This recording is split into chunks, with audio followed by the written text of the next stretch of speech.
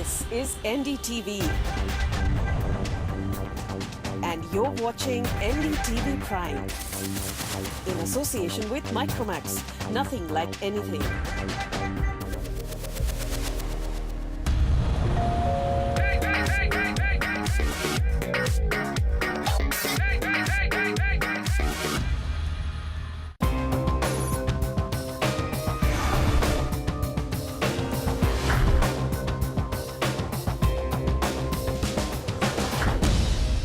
Property बाजार में निवेश की सटीक सलाह के साथ पेश है आपका पसंदीदा शो प्रॉपर्टी इंडिया।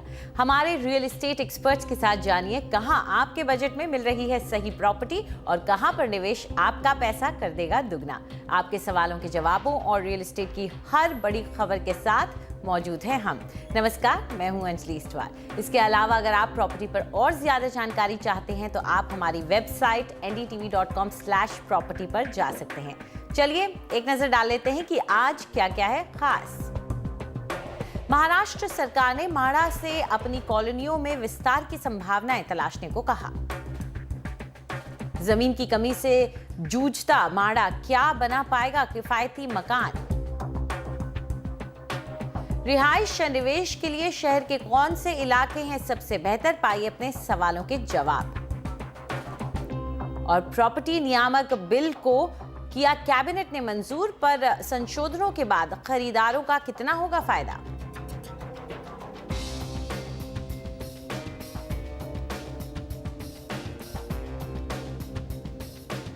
महाराष्ट्र सरकार ने सरकारी हाउसिंग एजेंसी माड़ा को आदेश दिया है कि वो मुंबई भर में फैली अपनी रिहायशी कॉलोनियों की जांच करे और उनके पुनर्विकास के बारे में सोचे ताकि वहां और लोगों को बसाया जा सके। माड़ा के कब्जे वाली जमीन अब साल दर साल कम होती जा रही है। ऐसे में क्या माड़ा के पास यही एक रास्ता रह गया है लोगों को नए मकान दिलाने का। ये खस्ता हाल इमारतें मुंबई में महाराष्ट्र आवास व क्षेत्र विकास प्राधिकरण या महाडा की बनाई रिहायशी कॉलोनियों का हिस्सा हैं। यहाँ सस्ते दाम देकर 7 से 8 लाख लोग रह सकते हैं। घनी आबादी वाले इलाकों की आबादी और बढ़ सकती है क्योंकि राज्य सरकार ने महाडा से अपनी कॉलोनियों का जायजा लेकर उनका पुनर्विकास करने को कहा है। हर कॉलोनी में कम से कम 50% ज्यादा लोग बस सकते हैं। अगर MHADA ने पिछले कुछ साल में यहाँ 2 लाख घर बनाए हैं तो 2 लाख और घर यहाँ बनाए जा सकते हैं।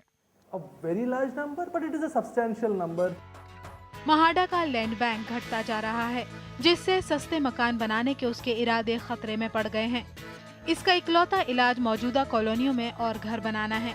बाजार से जमीन खरीदना मुश्किल है क्योंकि महाडा से ज्यादा दाम बिल्डर देने को तैयार रहते हैं।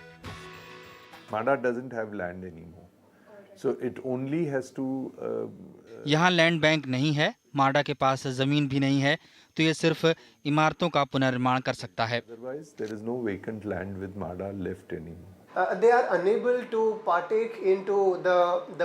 वो जमीन की नीलामी में भी बोली नहीं लगा पाता क्योंकि हर लैंड बैंक की नीलामी में निजी बिल्डरों से मुकाबला करना उसके बस की बात नहीं। वो निजी बिल्डरों की तरह ज्यादा FSI और प्रीमियम आदि देकर ज्यादा कीमत वसूल सकते हैं, पर महाडा ऐसा नहीं कर सकता।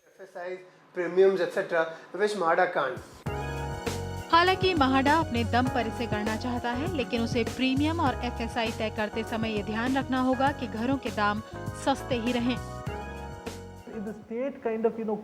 अगर राज्य खुद ही पुनर्विकास करे तो उसे अतिरिक्त प्रीमियम देने की जरूरत नहीं है। मेरा कहना है कि अगर सरकार पुनर्विकास प्रोजेक्ट्स इस मकसद से बनाए कि वो सिर्फ किराए पर लेने वालों को दिए जाएं, क्योंकि ये जन संसाधन है, निजी संसाधन नहीं। बेचिए मत, उन्हें किराए पर या लंबी लीज पर दे दीजिए। विशेषज्ञों की भी सलाह है कि सरकारी एजेंसियों की जमीन पर निर्माण की इजाजत मिले तो महाडा की मदद हो सकती है। इतने सारे लैंड बैंक सरकार या सरकारी एजेंसियों के पास हैं जो आसानी से महाडा को पुनर्विकास के लिए दिए जा सकते हैं, क्योंकि इसी तरीके से महाडा को विकास के लिए जमीन के बड़े टुकड़े मिल सकते हैं। लेकिन अगर ये प्रॉपर्टीज पुनर्विकास के लिए महाडा को नहीं मिलती तो महाडा को इसका कोई फायदा नहीं होगा क्योंकि सारी जमीन डेवलपर्स को मिल जाएगी। मुंबई से अंकिता सिन्हा की रिपोर्ट, NDTV। इस पूरे मुद्दे पर चर्चा करने के लिए हमारे साथ मौजूद हैं जॉय सान्याल, जो कि नेशनल डायरेक्टर हैं JLL इंडिया के, और साथ में हैं आर्किटेक्ट प्रेमनाथ, जो कि प्रिंसिपल आर्किटेक्ट हैं प्रेमनाथ एंड एसोसिएट्स के। आप दोनों का स्टूडियो में आने के लिए शुक्रिया। प्रेमनाथ साहब, आपके साथ शुरुआत करना चाहेंगे। आपको क्या लगता है, क्या माड़ा के पास पुनर्विकास के अलावा और कोई चारा नहीं रह गया है? देखिए, बॉम्बे नगरी बहुत पुरानी नगरी है। ये कोई नया शहर तो है नहीं है। आधे लोग स्लम में रहते हैं, आधी बिल्डिंगें जो सोशल पुरानी बन चुकी हैं। महाडा में बिल्डिंग बनाई थी ऐसे 50 साल पहले। उनका काम ये था कि गरीब लोगों के लिए हाउसिंग का काम किया जाए, बंदोबस्त किया जाए। महाडा के पास कम से कम इसको 104 कॉलोनीज़ हैं और इनके पास कम से कम 4000 एकड़ ज़मीन है। उसका मतलब क्या है कि अगर गिनती करने बैठे तो 15 करोड़ स्क्वायर फुट की ज़मीन है। उसमें से सड़कें वड़कें निकाल के 10 करोड़ स्क्वायर फुट ज़मीन है। और आज महाडा के गवर्नमेंट ने FSA बढ़ा के 3 कर दिया है, तो कम से कम 40-45 करोड़ FSA वो एरिया बना सकते हैं। इनके पास अभी 2 लाख टेनामेंट हैं, जो पुराने मकान जो हैं, पुराने जो लोग रहते हैं, उनको नया बना के दें। उसके बाद भी ये 5-6 लाख और फ्लैट बना सकते हैं। पर वह है कि महाडा को खुद को काम करना चाहिए, ना कि बिल्डर को। बिल्डर को काम करने तो महाडा खुद क्या करेगी? महाडा के पास कम से कम 1000 लोग हैं, 400-500 इंजीनियर हैं, इतनी बड़ी संस्था है। इनका काम है मकान बनाने का। इनका नाम है Maharashtra housing area development authority. Housing बनाने का काम इनका है। ये सरकारी है, कंपनी है सरकारी, जिसके हमारी पैसे के ऊपर, पब्लिक के पैसे के ऊपर कंपनी चलती है।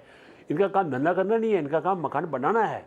तो अगर ये डेवलपमेंट करेंगे तो बहुत अच्छी तरीके से मकान बना सकते हैं। कम से कम 4-5 लाख मकान बन जाएंगे गरीब लोगों के लिए, अफोर्डेबल हाउसिंग के लिए, एंड काफ़ी सबको सहायता हो जाएगी। जी, जॉय, आप क्या मानते हैं, क्या माड़ा इतना मादा रखता है, इतना दमखम रखता है कि इतना बड़ा रीडेवलपमेंट अंडरटेक कर सके? जाहिर तौर पर एक साथ नहीं करेंगे, लेकिन फिर भी बिना प्राइवेट प्लेयर को इन्वॉल्व किए हो सकता है ये? आई थिंक मेरे को लगता है कि महाडा खुद भी कर सकता है ये काम, अगर करना चाहे तो। बिकॉज आज के दिन में कॉन्ट्रैक्टर्स बहुत सारे अवेलेबल है मार्केट में, प्रोफेशनल कॉन्ट्रैक्टर्स अवेलेबल है।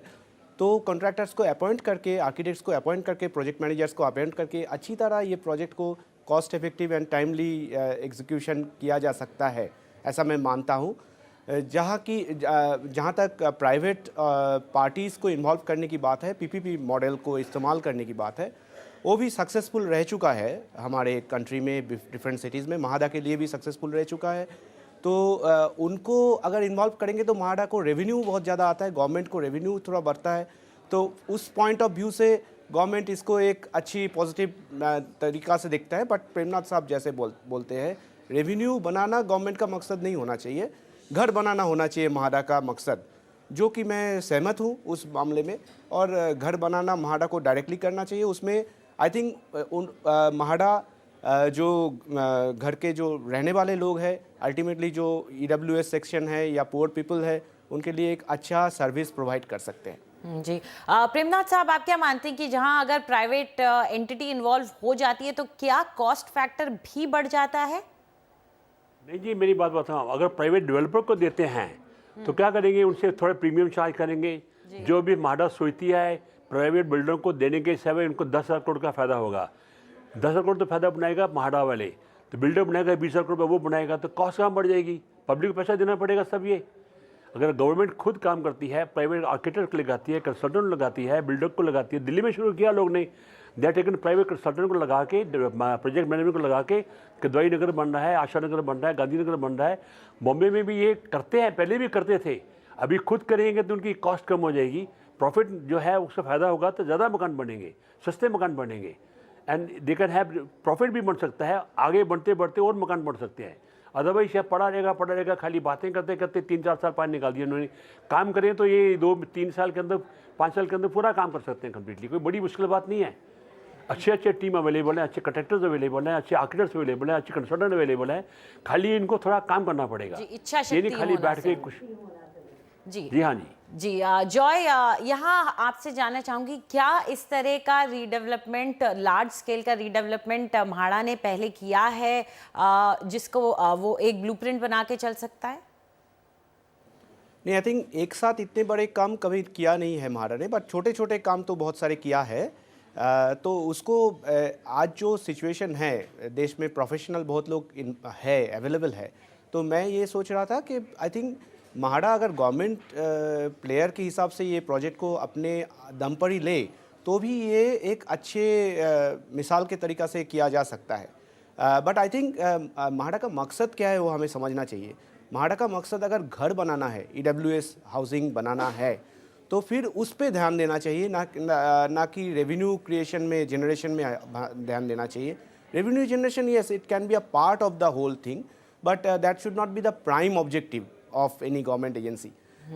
दूसरी बात मैं ये कहना चाहूँगा, जहाँ तक लैंड सप्लाई कम हो रहा है, यहाँ पे म्हाडा का लैंड बैंक कम हो रहा है, ऐसे जिक्र किया हुआ है बहुत लोगों ने, बट आई थिंक उसका सोल्यूशन बहुत सारे हैं। FSI आप बढ़ा सकते हो up to the limit of infrastructure, जितना वो ले सकता है पॉपुलेशन उतना आप FSI बढ़ा सकते हैं एक शहर में, और FSI बढ़ाने का प्रपोजल भी है ये जो इनके गवर्नमेंट के न्यू पॉलिसी में।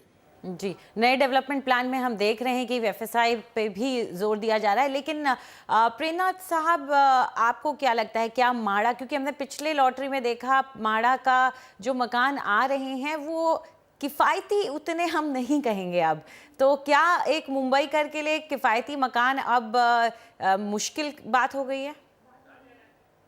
सिर्फ म्हाडा एक ऐसी एजेंसी है जो किफ़ायती मकान बना सकती है, क्योंकि लैंड की कीमत है नहीं उनको, खाली कंस्ट्रक्शन कॉस्ट खाली है और मैनेजमेंट कॉस्ट है। तो म्हाडा ही खाली ऐसी चीज़ है जो अपनी किफ़ायती मकान बना के सस्ते मकान पब्लिक को दे सकती है, क्योंकि बीच का अगर मार्जिन रखेंगे, किसी बिल्डर को देंगे, तो बीच में उसका प्रॉफिट आ जाएगा, उसका मार्केटिंग कॉस्ट आ जाएगी, उसकी डेवलपमेंट कॉस्ट आ जाएगी, उसका प्रीमियम आ जाएगा, तो सबकी कॉस्ट बढ़ती जाएगी। म्हाडा की ये सरकार की, ये म्हाडा सरकारी कंपनी है, सरकार और म्हाडा मिल के इनकी जिम्मेदारी बनती है कि जो ज़मीन के पास पड़ी है उसका फ़ायदा उठा के सस्ते मकान बनाएं और पब्लिक को दें और अच्छे मकान बनाएं। ऐसी बात नहीं है कि बड़ा काम नहीं है। सबसे पहले अभी तक आज तक सब लोग ने बड़े काम कहाँ किए थे, अभी सब लोग बड़े बड़े काम करते हैं। इनके पास 500 इंजीनियर हैं काम करने के लिए, पूरे साधन है, देश बहुत उन्नति कर रहा है, काम करने की सब में समृद्धि है, सबकी क्षमता है, काम करने की इच्छा होनी चाहिए। और मेरे ख्याल में नहीं कि ये बहुत महंगा हो जाएगा, अगर खुद काम करेंगे तो सस्ता पड़ेगा इनको।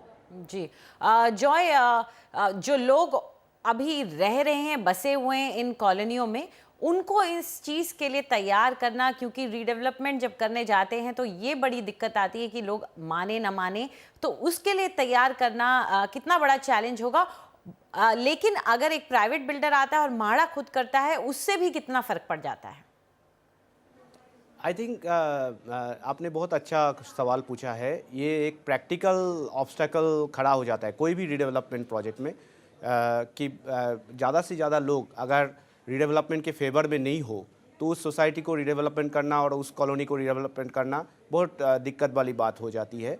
तो एक प्राइवेट बिल्डर जब आते हैं और प्राइवेट प्लेयर जब आते हैं, वो एक प्रैक्टिकली इसको सोच के बहुत सारे सॉल्यूशन इवॉल्व कर सकते हैं और लोगों को बता सकते हैं, लोगों को जो प्रैक्टिकल नीड्स है उस पर एड्रेस कर सकते हैं, जो कि गवर्नमेंट एजेंसीज़ के लिए कभी कभी एक्चुअल रियल प्रैक्टिकली पॉसिबल नहीं होता है, बिकॉज गवर्नमेंट एक पर्टिकुलर सिस्टम में चलते हैं, पर्टिकुलर सिचुएशन में चलते हैं, उनको सेट नॉर्म्स रहते हैं, उसमें वो काम कर सकते हैं। तो आपका सवाल बहुत पर्टिनेंट है। अगर इस रीडेवलपमेंट प्रोसेस में तेज़ी लाना है, फास्ट काम करना है, तब आपको private player in the particular present situation शायद चाहिए हो सकता है। और इसी के वजह से I think government PPP model पे ज़्यादा ध्यान दे रहा है, जैसे आप देख रहे हैं। जी, चलिए, जॉय और प्रेमनाथ साहब, आप लोग स्टूडियो में आए और इस चर्चा का हिस्सा बने, उसके लिए शुक्रिया आपका।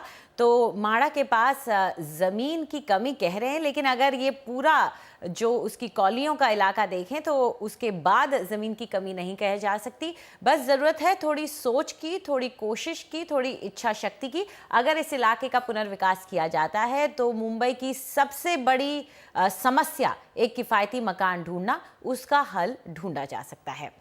फिलहाल वक्त है एक छोटे से ब्रेक का, लेकिन ब्रेक के बाद प्रॉपर्टी खरीदने और बेचने की आपकी सारी उलझनें हम सुलझाएंगे, देंगे आपके सवालों के जवाब।